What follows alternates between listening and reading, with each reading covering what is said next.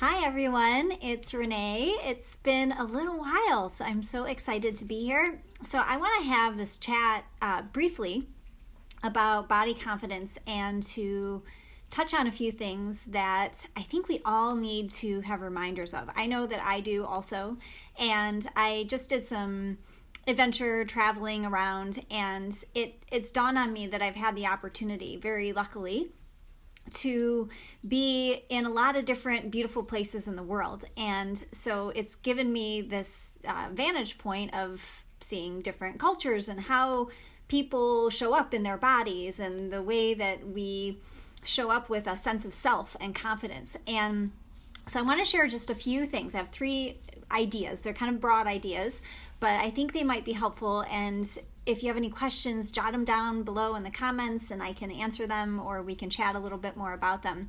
But here's one of the big problems I see. One of them is that it's not so much body confidence in the sense of outward confidence, because I think that a lot of people show up and do the best that they can, and we try to portray a sense of self outwardly that looks or feels our best. This is related to body, but it also even can have to do with how we're doing with our money, how we're doing in relationships or whatever it is. But the big problem is how we're doing in our internal mind. And so this thought is all around mindset. So the first one is practicing acceptance of where you are now. And I know this is a really challenging thing, but acceptance of where you are now is key. If you can't accept where you are in the present moment, there is no way you're going to move forward. And let me give you a couple examples of this. So if we have a mindset that we are just not happy with where we are, and in our internal dialogue, we are on a regular basis, whether it be self-talk or complaining or worrying or focusing lots and lots of attention on what we need to change, because that's what we often do when there's a problem. We think about what we need to change. We are making it so much harder for ourselves. Acceptance means, I know this is a challenging idea to get for many people, but it was for me also. But acceptance means that we have a desire to create change. Acceptance means that we have an intention to create change, so we can clearly set this intention that you want to be a certain way, right? And this might be not just with how your body physically looks, it could be, but it also could be how you feel in your body, which I think is also very relevant and very important. So we have this desire, we have this intention, and then we find more acceptance in saying, okay, well, this is where I am now. And that's where the second point comes in. And this is where we practice what's called the law of detachment. Oh my gosh. The law of detachment, I can tell you from my perspective, means that we have a sense, let me rephrase. When I'm just kind of rambling here, so for those of you who are tuning in, hi Tracy, hi Sarah. For those of you who are tuning in, thank you for listening to the ramble, but I had to get this out today.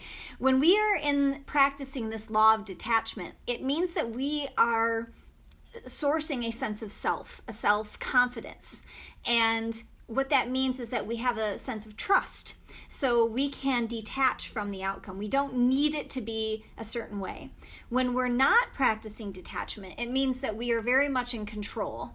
So control looks like obsessively or addictively working out constantly, or obsessive or addictively acting out with food in various different ways. It also might look like us trying to control by worrying over and over and over, thinking, shaming. Self-shaming is such a big part of this. And most of it, I think, is very unconscious because we've become so used to it that we don't necessarily see what's going on. So if we were to take a back step, if there's one specific thing to do, is to become super aware of what's going on in your head, what's going on in your thoughts. So this conversation that we need to have is, number one, how are you feeling right now? And if your immediate thought comes in and it's negative and horrible and dissatisfied with wherever you are, then my first point, we come back to acceptance. Can you accept where you are now? And are you able to, and this is a very powerful practice, is go from that acceptance place and look around and start to find what you can be excited about.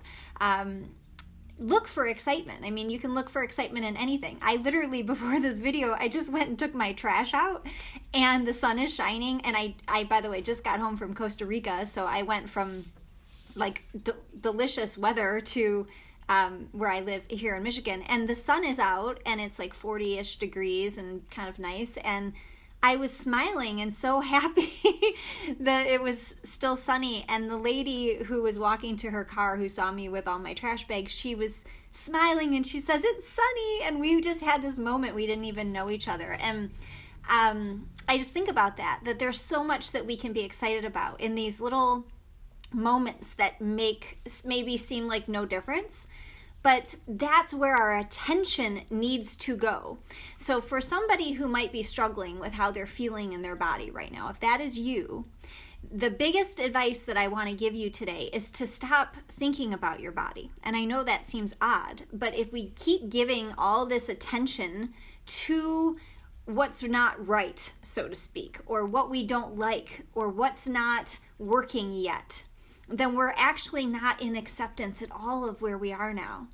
And I was just on this beach for the last 9 days, various beaches, but the one in particular where a lot of people go to surf.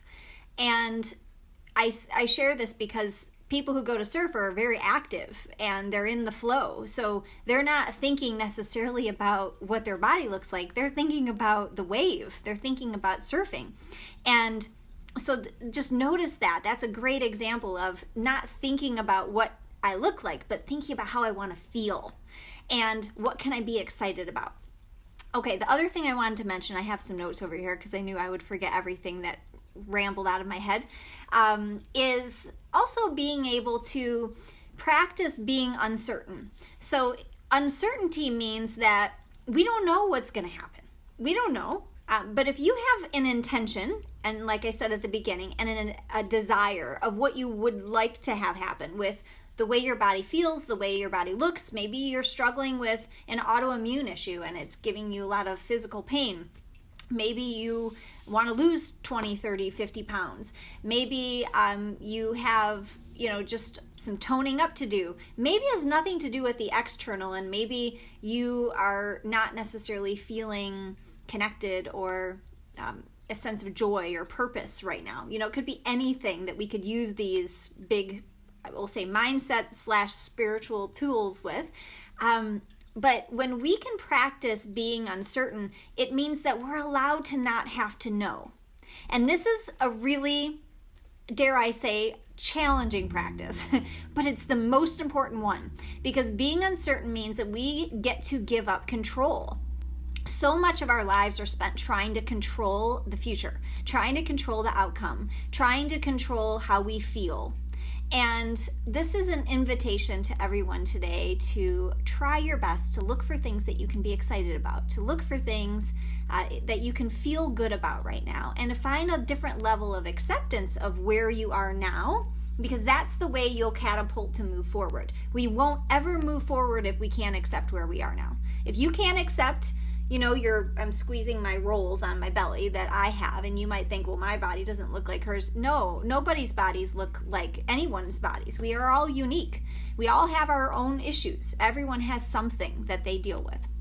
And I speak from not only 10 years as a health practitioner and a life coach, but as a person who has worked these practices time and time again. And if we are in a place of uncertainty, it means that we can kind of surrender and we can say, okay, I know, and this comes down to trusting in the universe, trusting in our higher self. I know that if I really have this intention, this desire to do, fill in the blank, whatever that is for you, I'm going to now give it away. I can find acceptance of where I am now, and I'm going to give this away, and I do not have to sit over here and try to control it anymore. And when we are there, it allows us more excitement, which energetically then we get attracted to more things that we're excited about. So instead of being in this vicious cycle of shame and blame and control, that's going to send us right into the potato chip bag and the ice cream container. But if we are in a place where we can feel acceptance of where we are now, we know what our goals are, and we can practice. And when I keep saying practice, because it is a practice. This isn't something that just clicks and we're like, okay, I got it, see ya. No.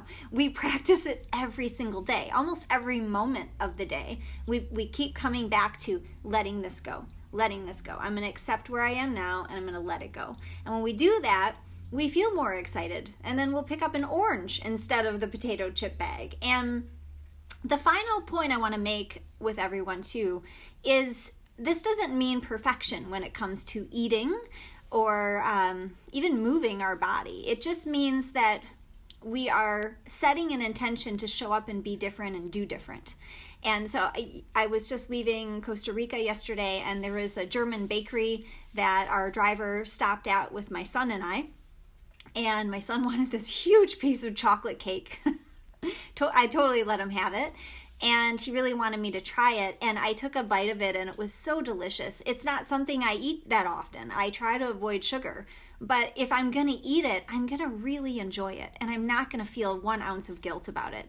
But it's taken me a little while to get to that, because I used to be somebody who couldn't do that. I would just eat all of the chocolate cake, and then I would be shaming and blaming and feeling really crappy about myself later.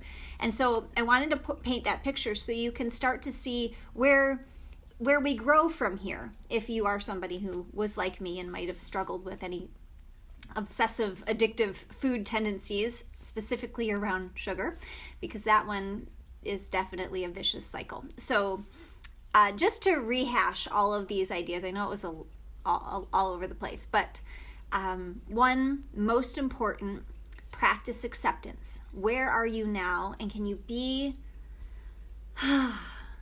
just be good with where you are now? That you don't have to be, you can't be anywhere other than where you are now. So you might as well just try your best to just be in acceptance of it.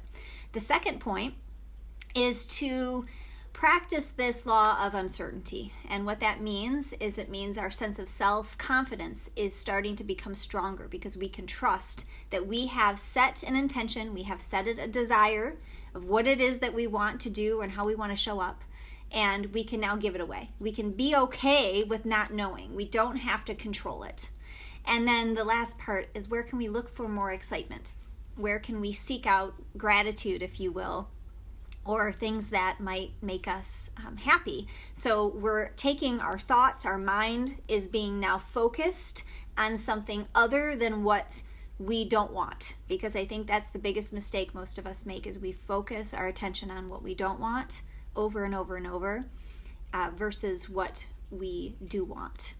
Okay, I hope this was helpful in some way to someone, and I will be doing more of these in the near future, so I hope to see you then. And if you have any questions or any thoughts or comments, please put them below in the comments. I'd love to have a conversation with you, and I will talk to you all soon. Bye-bye.